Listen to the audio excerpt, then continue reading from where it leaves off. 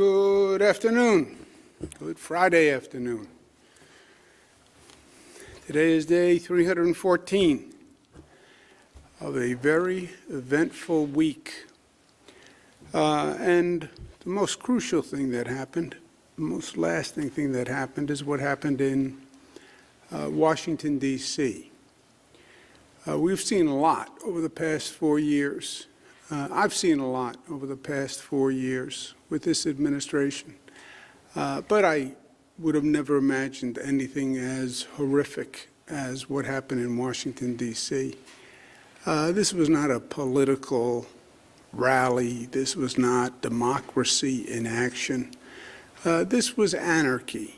This is an explosion of hate. This is the result of a leader who, for 4 years, actually appealed to the worst in people, appealed to fear and racism and discrimination, appealed to people's fear of different people. This country is made up of different people. That's the founding premise of the country. We're all different. That was how we were formed. That is the American franchise. When you demonize differences, you literally tear the fabric of the nation apart. And that's what this president has done from day one. The old political strategy, divide and conquer, divide white from black, divide Jewish people from non-Jewish people, divide gay people, LGBTQ, from non-LGBTQ, divide old immigrants from new immigrants, divide, divide, divide, divide. That's what he excelled at. He marshaled hate. He marshaled fear. And that's what you saw happen in the Capitol. You look at what these people were celebrating. There was racism. There was anti-Semitism, Camp Auschwitz. How disgusting a statement. 6 million weren't enough. How repugnant and repulsive a statement. Confederate flag. This was the KKK in Charlottesville, who didn't wear a mask because they felt liberated in their hate by President Trump. It's so horrific on so many levels. I was in the federal government for 8 years at a very contentious time. I was there during the Clinton administration, Secretary of Housing and Urban Development. This was during impeachment. This was the Newt Gingrich revolution. This was a really heated political environment. But nothing like this. Nothing like this. Nothing like the vitriol and hate that we saw here. From a security point of view, I'm shocked at what they allowed to happen. I remember walking into a federal building, you had to go through metal detectors, take everything out of your pockets as a cabinet secretary. The security of government, the security of the American government, that is paramount. And international countries and anarchy groups watch this. State of the Union address. Several times, I was the cabinet member who didn't attend the State of the Union. Why? They were so security conscious that they said, well, if everyone is in the state capitol, it's an opportunity for someone to attack. So they had one cabinet member stay out, just in case there was, God forbid, an attack. Look at the level of security and the level of planning. And then they gave me all these briefings and showed me all these national security issues.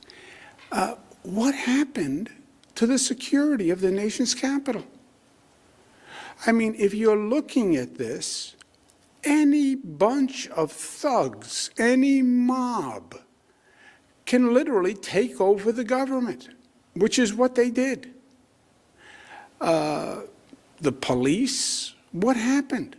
What happened to the security forces? I mean, look at the difference when President Trump wanted to walk across the street to hold the Bible in front of a church for a photo opportunity. He had the Attorney General as the advance man. He had troops, he had tear gas, he had people on horseback clearing the way for a photo opportunity. When there are protests for civil rights with predominantly black and Latino protesters, look at how they acted. And here you had for hours this crowd running rampant. They said to me at the beginning of it, maybe we should send down National Guard. I said, well, by the time we assemble the National Guard and we get them down there would be hours. I'm sure, given the police presence in Washington, D.C., they're going to have thousands of police in a matter of moments. It never happened. It never occurred. How does that happen? And what signal does it send about the vulnerability of this nation? I mean, it is so disturbing on so many levels. I'll tell you the truth. I can't stop thinking about it. This, my friends, is a moment in history. There are moments. What did you do at the time of 9/11?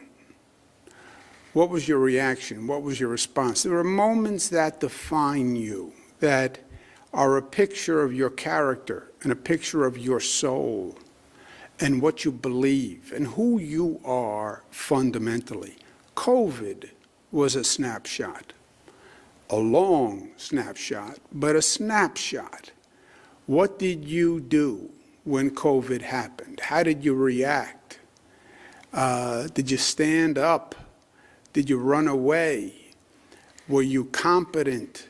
Were you incompetent? It was a moment. This is a moment in history. And we're going to be defined by what we did in this moment. Certainly elected officials are going to be defined by this moment. Certainly federal elected officials are going to be defined by this moment. It's what statement we make as a people about what we believe about government and democracy. I believe President Trump should resign. I believe if he doesn't resign, I believe he should be impeached. Well, he only has 13 days. That's not the point. The point is the statement that we do not tolerate this as a government. That's why impeachment. Now, impeachment will bring great anguish to the country. The last thing I want to see, and this nation needs, is another period of division, another period of hyper-political activity. But if he won't resign, I believe impeachment is appropriate. By the way, impeachment also means the president doesn't have the power to pardon. And some of the pardons this president has done are really reprehensible. But I believe if he doesn't resign, he should be impeached. But I believe he should resign. I call on every New York federal official to call for President Trump's resignation. Don't put the country through an impeachment. Don't wait for any cabinet action. Call for him to resign as his own act, but call for him to resign. I don't care if you're a Democrat. I don't care if you're a Republican. I don't care what you are. You're a government official. You took an oath. You saw the anarchy. You saw the hatred. You saw the vandalism. You saw the theft. You saw the breakdown of society. You saw this nation look like a joke internationally. Put your politics aside and do what any reasonable American believes. Now, even in this political time, we still have reasonable Americans. There is no reasonable American who looked at that screen and saw what happened and said, this is okay. There's no reasonable American who saw what the president did and said, this is okay. None. Are there hate mongers who say, yeah, that's right, overthrow the government? Sure there are. Sure there are those voices. But don't respond to those voices. Don't respond to those voices. Respond to what reasonable Americans, reasonable New Yorkers believe, responsible New Yorkers believe. Put principle over party. There is no Republican or Democratic elected official, federal official, who can look in the mirror today and say, I condone what happened. I condone what this president did. None. You support an orderly transition of power?